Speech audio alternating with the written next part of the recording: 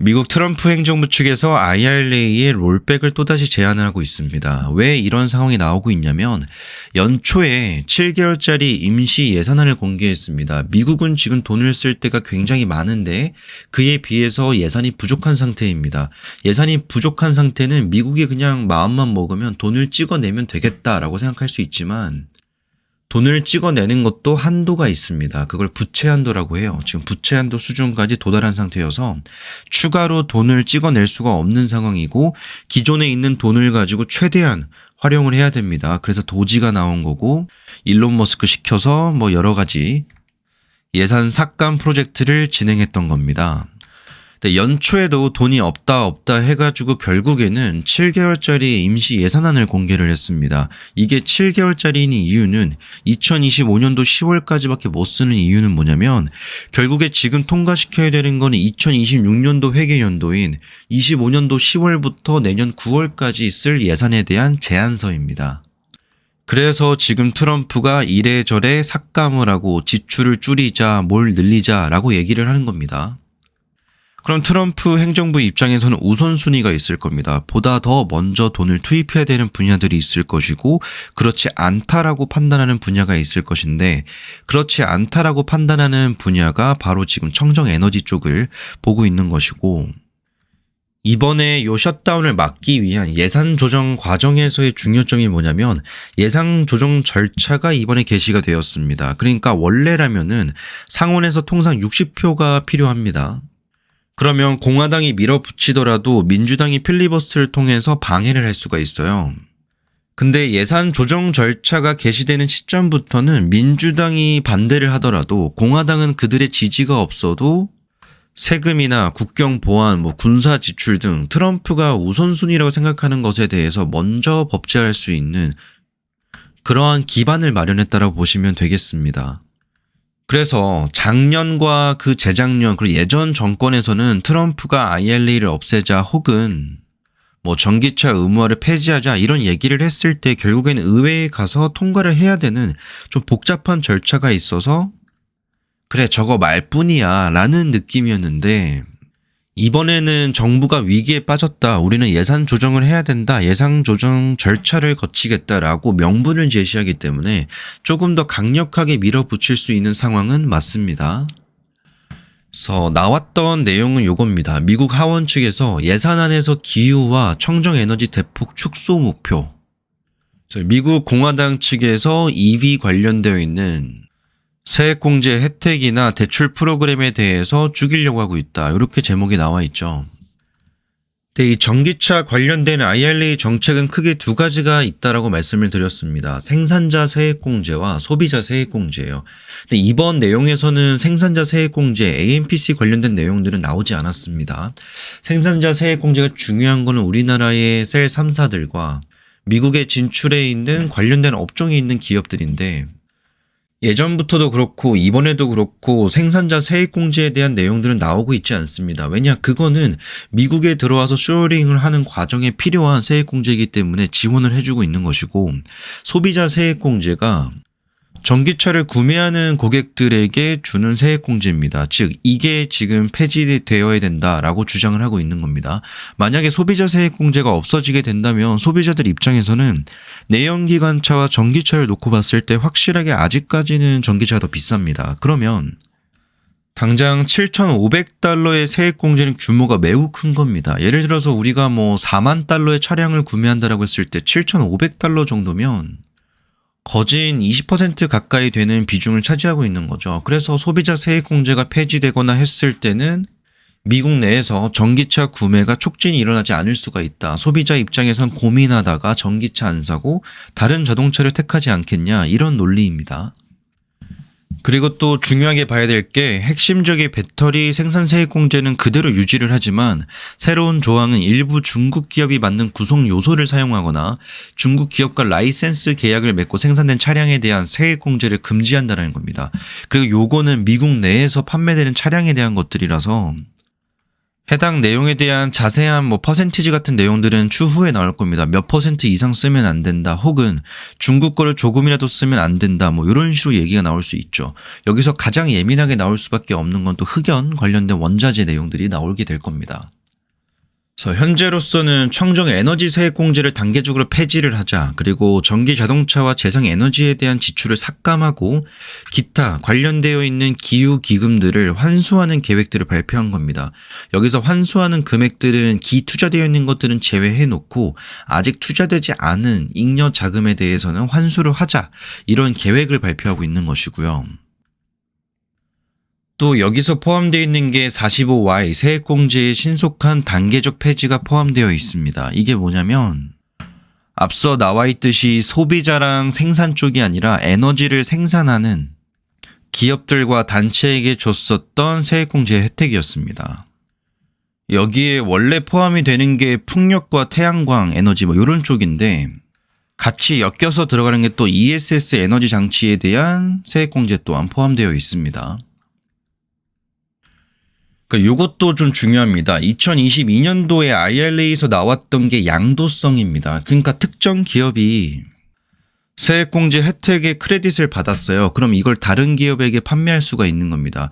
판매하는 이유는 뭐냐면 세액공제 범위가 확정되었을 때 그걸 들고 있으면 해당 회계연도가 지나고 나서 반영할 수가 있었거든요. 그러니까 세액공제를 받는 시점과 이게 장부상에 기록되는 시점 간에 딜레이가 있었는데, 예를 들어 A 기업은 청정 에너지를 생산하는 기업입니다. 그래서 세금 혜택을 좀 많이 받았어요. 근데 이걸 가지고 석탄 발전과 같은 전통 에너지 사업을 하는 기업들은 훨씬 더 많은 배출을 하기 때문에 해당 기업에게 판매를 하는 겁니다.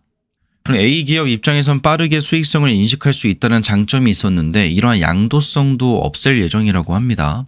다만 이번에 탄소 포집 기술 CCUS 관련된 기술들에 대한 세액 공제는 대부분 다 유지가 되었습니다. 이걸 유지하는 취지도 배경이 있는데, 트럼프가 지금 계속 드릴 베이비 드릴 하면서 전통 에너지 사업을 키우려고 하고 있잖아요. 근데 전통 에너지 사업들이 비판받는 이유 중에 하나가 탄소를 너무 많이 배출한다라는 것들인데, 이 탄소 포집 및 저장 기술을 활용한다면 전통 에너지도 충분히 배출량들을 억제할 수 있다라는 가능성을 보여줄 수 있기 때문에 이러한 정책들은 유지를 하는 겁니다. 다만 외국인의 프로젝트 소유권에 대해서는 일부 제한이 있었다라는 거, 제한에 따르면, 그러니까 미국 자국 내에서 활용하는 CCUS 기술들은 장려하나 외국 기업들 들어와서 하는 거는 막겠다 이겁니다. 그래서 미국 기업들 중에서 당장 CCUS 기술이 필요한데 중국 기업으로부터 받아온다, 이러한 것들에 대해서는 제한을 걸기 위해서 이런 정책들을 같이 포함을 시켰다라고 보시면 되겠습니다. 여기서부터가 가장 중요한 내용일 텐데, 2027년도 모델부터 경영 및 중형 차량이 허용되는 배출량을 줄이는 내용이 포함됩니다. 이게 폐지되고자 하는 건데, 이 전기차 판매를 촉진하고 생산을 촉진하는 방향 중에 하나가 요거였습니다. 배출량 줄이자. 그러려면 결국 전기차를 어쩔 수 없이 할당량만큼 만들어야 되는 OEM사들 입장에서는 압박이 될 수가 있었는데, 그러한 것들을 없애자라는 거고요. 그래서 바이든 정권에서는 소비자 세액 공제가 있기 때문에 소비자들 입장에서는 더욱더 싼 가격의 전기차를 구매하기 위해서 세액 공제를 신청을 했고, 생산자 입장에서 생산자 세액 공제를 받을 수가 있었고, 그리고 OEM사들 입장에서는 배출량을 줄여야 하기 때문에 원래 100대의 내연기관차를 생산을 했다면 그 중에서 30대, 40대, 50대의 전기차를 순차적으로 생산량을 늘려가는 추세였는데, 트럼프 정권에서는 그런 압박들이나 의무화가 없어진다는 배경이 있어서 트럼프 정권 내에서의 전기차 사업 자체가 좀 위축되는 국면을 가져갔던 겁니다. 이러한 배출량을 줄이는 내용들을 포함하는 것에 대한 규정을 폐지하자라고 주장하고 있는 겁니다. 그래서 재생에너지와 전기와 보조금 프로그램 9개에서 사용되지 않은 자금을 회수하고 에너지부 대출 사무실에서 사용되지 않은 IRA 자금을 제거할 것이다라는 겁니다. 근데 우리나라 기업들은 대부분 다 혜택들을 받은 상태입니다. 그래서 이미 받은 것에 대해서는 뱉어내라, 이런 것까지는 아니고, 앞으로 예정되어 있으나 집행되지 않은 자금들에 대해서는 내놔야 된다라고 주장을 하고 있는 겁니다. 지금 미국 언론들은 어떤 생각을 하냐, 우리나라에서는 IRA 폐지된데 난리 났다, 이런 분위기를 좀 가져가고 있는데, 미국에서 정작 언론에서 집중하고 있는 거는 일자리 문제입니다. 결국 IRA 가장 큰 수혜를 입는 건 미국입니다. 미국 내에서 일자리가 창출되기 때문에 우리나라 기업들은 굳이 구태여 돈을 들여서 갔던 거죠. 근데 불과 몇 개월 되지도 않아서 정권이 바뀌니까 이러한 것들이 폐지되고 이러한 정책들과 약속들이 위협을 받기 시작한 겁니다. 그 과정에서 미국 내에서 고용이 될 것이다라고 예상을 했던 인력들과 이미 기고용되고 있는 인력들의 일자리가 좀 위협받고 있는 거고, 이건 단순하게 전기 자동차뿐만 아니라 ESS 쪽도 있고 청정 에너지 쪽도 있고, 뒤에서 설명드리겠지만 원자력 시장을 포함시킬 수 있겠고, 대부분의 많은 에너지와 관련되어 있는 사업들에 있어서의 일자리가 위협받고 있는 겁니다. 미국 ICCT에서 발표한 자료인데 2022년도 IRA가 통과된 이후로부터 약 1250억 달러를 투자해서 수십만 개의 미국 일자리를 창출했다라고 밝혀져 있습니다. 심지어 이게 굉장히 보수적으로 책정한 규모고요. 여기 따로 EV잡 서브라는 곳에서는 EV 투자액이 2125억 달러를 넘어간다라고 주장을 합니다. 그리고 이러한 일자리가 창출된 지역은 특정 지역이 아닙니다. 미국 전역에 걸쳐서 일자리가 창출되고 있기 때문에 실제로 트럼프가 선거 유세를 할 때 보면 이런 식으로 강력하게 이야기를 하지 않았던 것이 본인의 지지율 기반을 다지고 있는 곳에서도 대부분의 전기차 생산 거점이 만들어지고 있었고 그 해당 지역 내에서의 일자리 창출이 만들어지고 있었습니다. 요거는 일자리 창출이 얼마나 되었는가를 보여주는 표인데 26년도에 6만 500개가 더 만들어질 것이다. 27년도엔 7만 4,300개.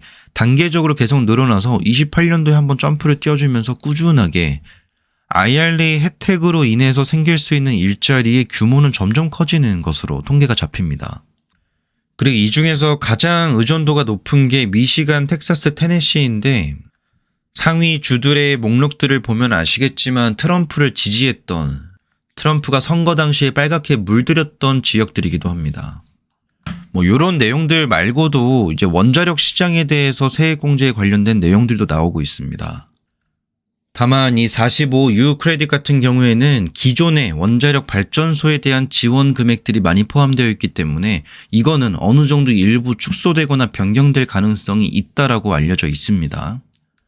자, 여전히 미국의 IRS 공식 홈페이지에 들어가 보면 자동차에 대한 세액 공제나 신차를 구매했을 때 세액 공제 관련된 내용들이 업데이트 되어 있지 않습니다. 그 이유는 아직 의회를 통과하지 않았기 때문이고요. 어제 미장에서의 반응도 그렇고 일부 종목들은 그리고 일부 섹터들은 이 IRA 조항에 포함되지 않는다, 포함될 것이다에 따라서 주가가 빠진 부분들도 있지만 오히려 오른 섹터들도 많습니다. 현재까지는 여전히 롤백을 제한하고 있는 상황이고 이게 본격적으로 통과를 하기 위해서는 7개월짜리의 임시 예산안이 끝나는 시점 2025년도 10월까지는 계속해서 이런 내용이 나올 수 있습니다. 그래서 5월 달부터 10월까지는 트럼프 행정부 측에서 지출을 줄여야 되는데 이걸 어디서 줄일 수 있을 것에 대한 고민을 할 것이고 그 우선순위를 정할 겁니다. 그러면 앞으로 남아있는 5개월의 시간 동안 무엇을 할 수 있느냐? 우리나라 정부나 기업 단위에서 미국 행정부 또는 트럼프와 모종의 딜을 맺을 수가 있겠죠. 실제로 관세도 처음에 나왔을 때는 보편적 관세로 모두가 함께 두들겨 맞는 얘기를 했었는데 지금은 계속 90일의 유예기간을 부과를 하면서 특정 국가와 특정 기업들에게는 오히려 상대적으로 유리할 수 있는 정책이 되어가고 있는데요. 이것도 똑같습니다. 보조금도 포괄적으로 모든 보조금을 폐지하는 것이 아니라 그중에 일부는 단계적 폐지고 일부는 완전 폐지고 일부는 냅두고 있습니다. 그걸 결정하는 게 국가 간의 합의점에 도달하느냐 마느냐일 것 같고요. 예를 들어서 전기차 세액공제든 아니면 생산자 세액공제든 무언가를 손보려 했을 때 지금은 전체적으로 손보겠다라고 하겠지만 추후에는 특정 국가별로 협상 여력에 따라서 보조금의 규모를 달리하고 어떤 국가들은 아예 못 받고 하는 식으로 차별화 그리고 차등화를 할 수 있지 않을까 이런 생각을 합니다. 오늘 영상은 여기까지입니다.